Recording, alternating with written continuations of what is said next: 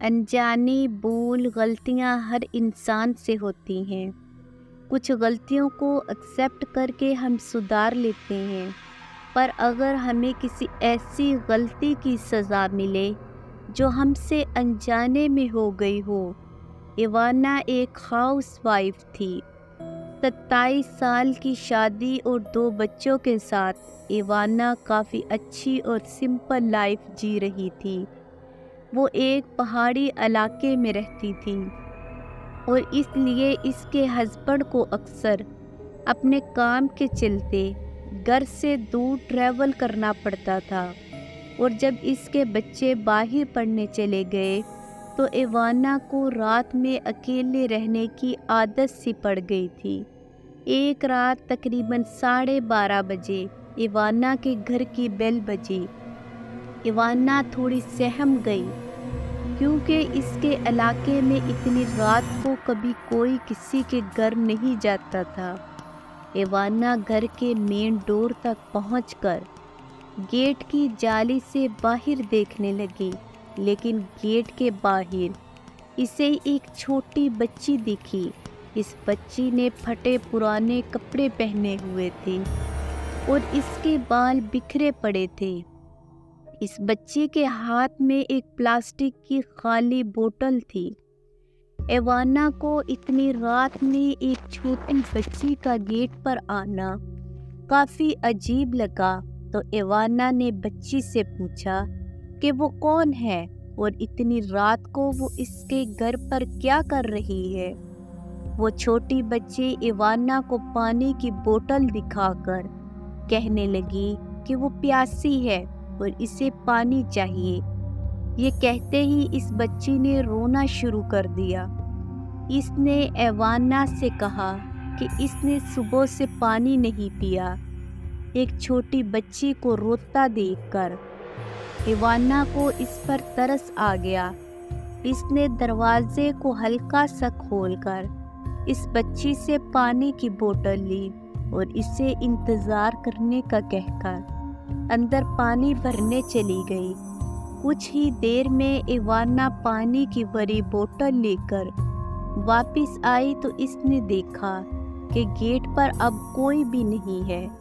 ایوانا نے گیٹ سے تھوڑا باہر نکل کر بھی دیکھا، پر اسے وہ بچی کہیں دکھائی نہیں تھی۔ ایوانا وہ پانی کی بوتل گیٹ کے باہر چھوڑ کر ہی گھر کے اندر آ گئی۔ اسے یہ سب اٹپٹا تو لگا، پر اسے بہت تیز نیند بھی آ رہی تھی، یا وہ پھر سے بیڈ پر جا کر سو گئی۔ رات اور گہری ہو چکی تھی اور اس پہاڑی علاقے میں ایک دم خاموشی چھا گئی تھی۔ ایوانا آرام سے سو رہی تھی، لیکن پھر اس نے ایک کروٹ لی اور اس کا پیر بیڈ پر پڑی کسی چیز پر جا لگا۔ جب اس کی آنکھ کھلی تو اس کے ہوش ہی اڑ گئے۔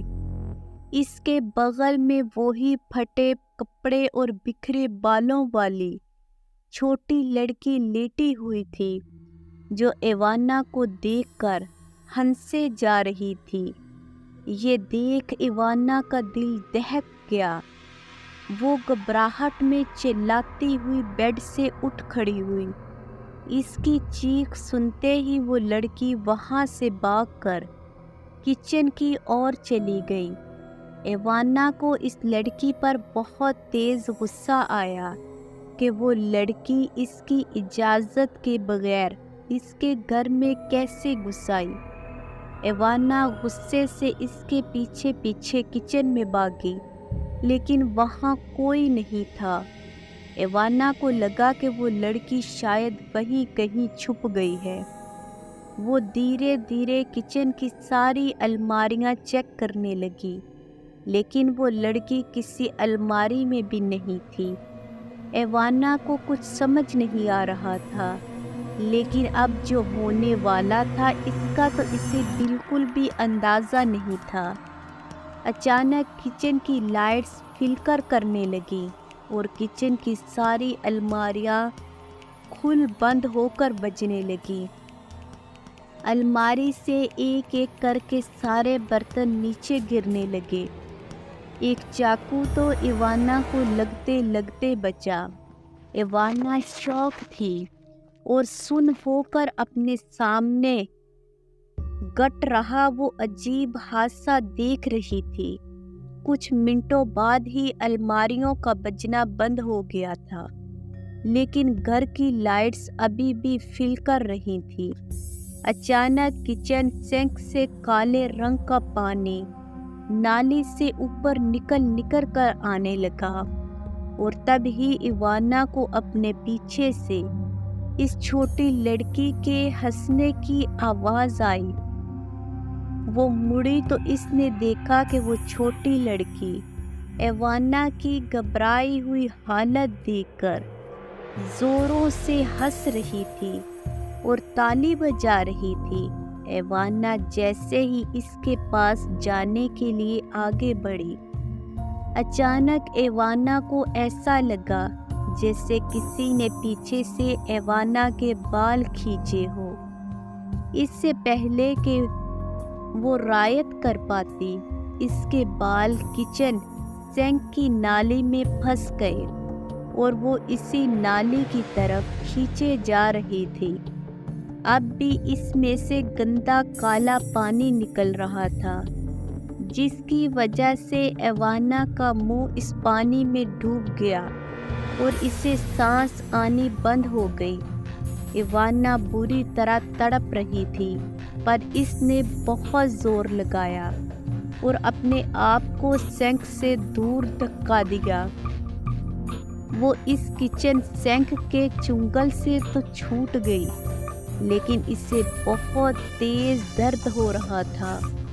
پورے سینک میں اب اس کے ٹوٹے ہوئے بال پڑے تھے۔ ایوانا نے اپنی سانسیں سنبھالی اور گھر میں ادھر ادھر نظریں دوڑائی، پر وہ چھوٹی لڑکی کہیں نہیں تھی۔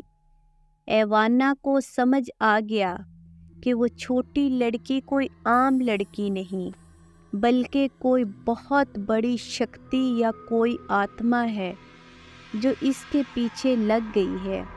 اس نے فوراً اپنے ہسبینڈ کو فون ملایا اور اسے سب کچھ بتا دیا۔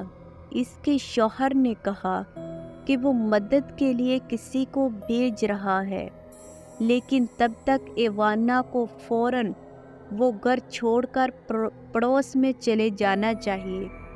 ایوانا اس کی بات سے سہمت تھی، پر جیسے ہی اس نے فون ڈسکنیکٹ کیا، ویسے ہی گھر میں اس چھوٹی لڑکی کی آواز گونجنے لگی۔ اچانک وہ لڑکی ایوانا کے سامنے آ گئی اور اس کا گلا گھونٹنے لگی۔ تبھی ایوانا کے دروازے کی گھنٹی بجی اور زور سے دروازے پر کھٹ کھٹ ہوئی، اور اس کے پڑوسی اس کی چیخیں سن کر یہاں آ چکے تھے، پر وہ چھوٹی لڑکی ابھی بھی ایوانا کا گلا گھونٹ رہی تھی۔ تبھی ایک ہٹے کٹے پڑوسی نے دروازہ توڑ دیا۔ وہ سب اندر آ گئے اور انہوں نے دیکھا کہ ایوانا کے گلے پر لال نشان ہے اور وہ کھانسے جا رہی ہے۔ وہ چھوٹی لڑکی پڑوسیوں کے اندر آتے ہی کہیں غائب ہو چکی تھی۔ ایوانا کے پڑوسیوں نے اسے پانی پلایا اور اسے شانت کرایا۔ اس رات سے قریباً ہفتے بھر پہلے ہی ایوانا اور اس کا پریوار کہیں گھومنے گئے تھے۔ وہاں پر گھومتے ہوئے ایوانا کا پاؤں زمین میں پڑی ایک انگوٹھی کے اوپر پڑ گیا تھا اور اسے ایوانا گھر لے آئی تھی۔ ایوانا نے دیکھا کہ اگلی صبح وہ انگوٹھی اس کے ہاتھوں سے غائب تھی۔ اسے سمجھ آ گیا کہ اس لڑکی کی آتما کا کنیکشن اسی انگوٹھی سے تھا۔ ایوانا اور اس کے پریوار نے اسی دن اپنے گھر کا شدھی کرن کروایا، اور اس دن کے بعد سے ایوانا کو وہ لڑکی پھر کبھی نہیں دکھی، پر اب ایوانا روز رات کو अनजाने में हुई गलतियों की माफ़ी मांग कर सोती है।